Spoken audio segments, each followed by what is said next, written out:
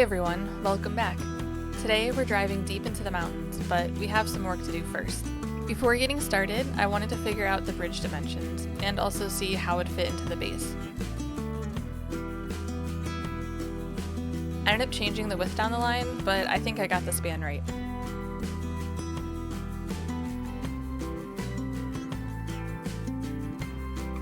Once that was settled, more or less, I then began to work on the cliffs and waterfall.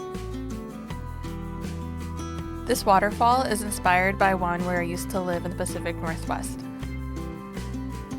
It's not the largest waterfall by any means, but it's one of the more cozy ones that I've ever been to, especially in winter, if a waterfall could be described that way.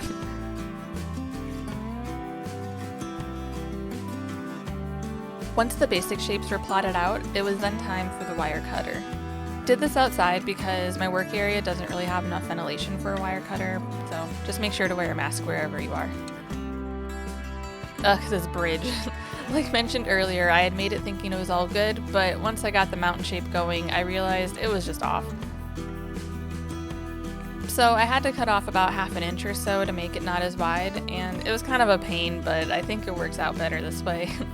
You'll see me filling the gap in from that later on.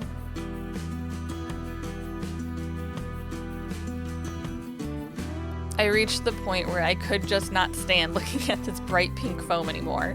It was making it hard to visualize the rocky terrain, so I just covered everything in this gray plaster. While that dried, it was time to make even more rocks.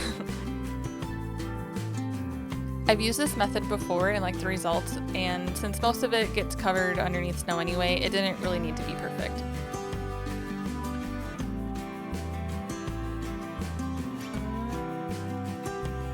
I first saw this method on a YouTube Shorts a while back, and unfortunately can't remember who it was. But I liked it because it's pretty simple and quick. You just pour plaster into the molded tin foil and then wait for it to cure. If the foil is thick enough, and if you're careful, you can reuse and kind of reshape the foil to get more variation while still being cohesive. You can then use it as is, or in this case, score it to break it apart to fit the space. That said, I think I've officially outgrown this technique. Proper rock molds are definitely on my shopping list for next time. I just used hot glue to put them on. I normally try to avoid using hot glue as much as possible because of the little stringy bits, and it's also not very strong in the long run. But I knew I was covering it up later, so it'll do for this.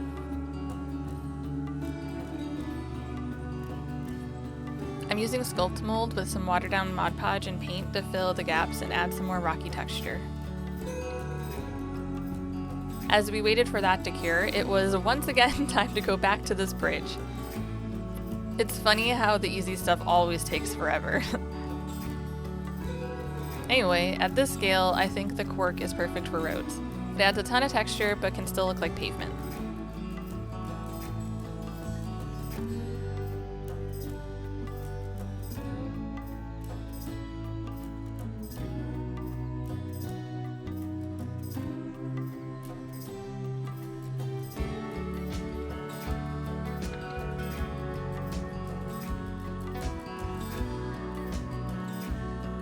Once everything had dried, it was then time to add some natural elements to the waterfall.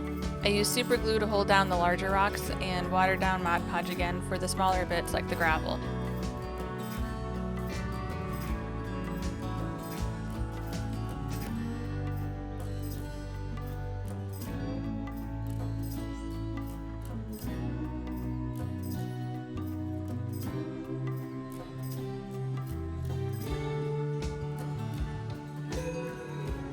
When that was all down, I then base coated it to get ready for the washes.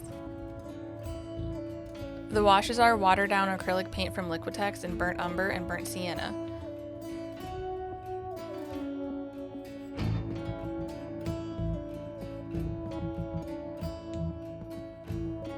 Once that was ready, I then dry brushed it to give it some highlight and then toned it down a little bit with some thin black wash.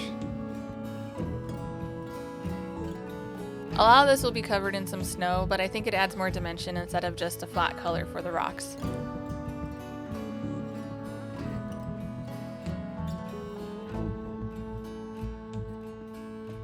Now it was time to finally add the details.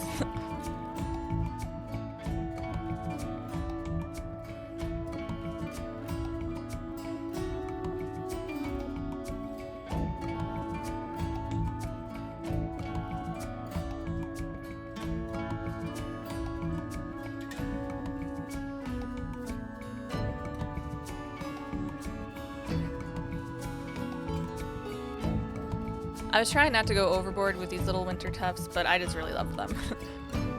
I got them from my local hobby store, and I had never seen this kind before, so I was really excited to try them out. But let me know in the comments if you have a favorite winter tuft.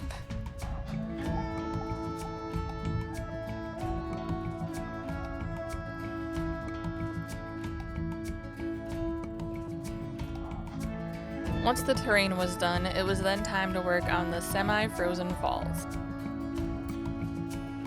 As mentioned, it's not a huge waterfall, so it freezes over in the winter, but if it gets warm enough to thaw, it kind of trickles down the rocks to the semi-frozen stream below, so that's kind of what we're going for. This resin has a low odor, which is great, but I still wear a mask and have the fans blowing just to be extra safe. It's super easy to use though, so definitely sticking with this one for a while. This gel gloss is definitely not cheap, but I had some left over from an old project and it worked perfectly here. I couldn't find the right cars I had in mind locally, so I ordered these Toyotas online. Though I accidentally dropped one and realized that they actually come apart. I would have loved to add some lights, but I'll have to save that for a different build.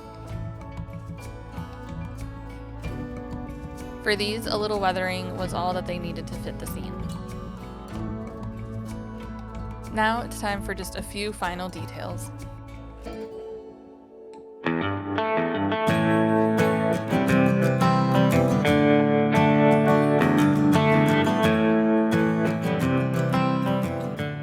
Thank you so much for watching.